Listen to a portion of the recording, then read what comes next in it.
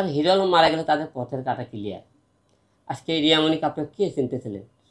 6,000 মনে করেন তার ফলোয়ার ছিল, আজকে মিলিয়ন মিলিয়ন ফলোয়ার।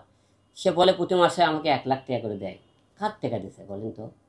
আমি হিরো আলম না হলে কি লাখ লাখ টাকা ইনকাম হইতো? সে নিজের যোগ্যতায় কি লাখ টাকা ইনকাম করতে পারছে ফেসবুক থেকে কোনো দিন? হয়তো ফেসবুকের অ্যাকাউন্ট পেজ তার নামে, আমার নামে না হতে পারে, কিন্তু লুকটা তো আমার ছিল, নামের ট্র্যাকটা তো হিরো আলম ছিল। নামের ট্র্যাক হিরো আলম, লুকটা হিরো আলম। তাহলে কী করে তুমি বলো তুমি আমাকে লাখ লাখ টাকা দিছা? 1% করে তোমার হয়তো পেজ থাকতে, আমারও বড় বড় পেজ ছিল, মানুষ নষ্ট করে দিচ্ছে, পাইনি। আল্লাহ দেখছে আমি তোমার জন্য কী করছি, আর তুমি আমার সাথে কতটা বেমেনি করছো আল্লাহ দেখছে। আমি মান সম্মান যত অর্জন সম্মান সব রিয়ামণির জন্য আমি নষ্ট হয়ে গেছি, রিয়ামণির ধ্বংস হয়েছি। ধরেন আমি স্বামী খারাপ, তাহলে তুমি আমাকে ভালো না করে তুমি আরেকবার খারাপই করবা, তাহলে আমি তোমার মধ্যে পার্থক্য কী হলো? আমি খারাপই করছি, তুমি ঘরে থেকে ভালো হও। আমি একটা ছেলের সাথে গান করে, একটা মেয়ের সাথে গান করছি, তুমি একটা ছেলের সাথে গান করবা? তা কি আমাকে ভালো করলো? তুমি যে মানুষের মধ্যে বলো যে আলমকে আমরা ভালো রাখার চেষ্টা করেছি, আলমকে এই করছি, যে আলম আমাকে ধ্বংস করতে চাইছে, আলম তুই এই যে কান্না কান্না করে শুনে কথাগুলো বললা যে যে আমাকে হলে ধ্বংস করতে চায়, তারপরে হলে সে আমাকে টর্চারিং করে মারতেছে।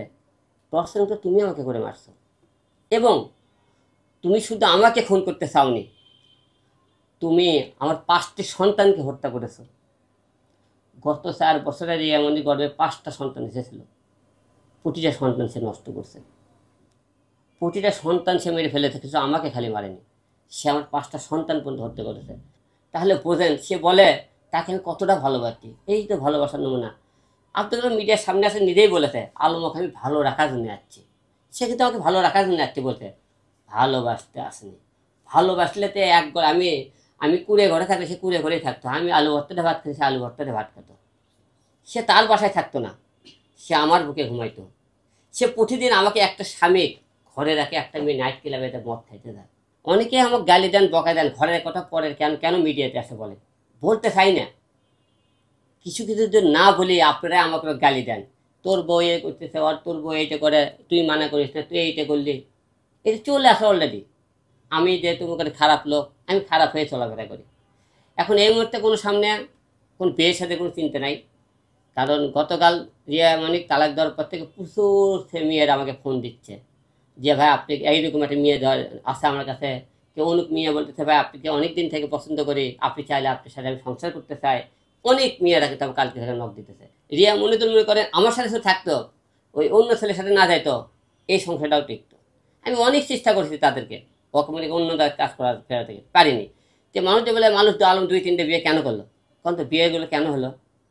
আমি তো এই যে মনে করি রিয়ামণির সাথে একটা গন্ডগোল, নুসরার গন্ডগোল প্রতিবার কে কে দেখছেন যে আমি কিন্তু অন্য ছেলের সাথে কাজ করে, এটালে কিন্তু গন্ডগোল লাগে, এটালে কিন্তু মানা করি যাতে করে আমার ক্যাসাল গন্ডগোল হয়েছে, অন্য কোনো কারণ না। কিন্তু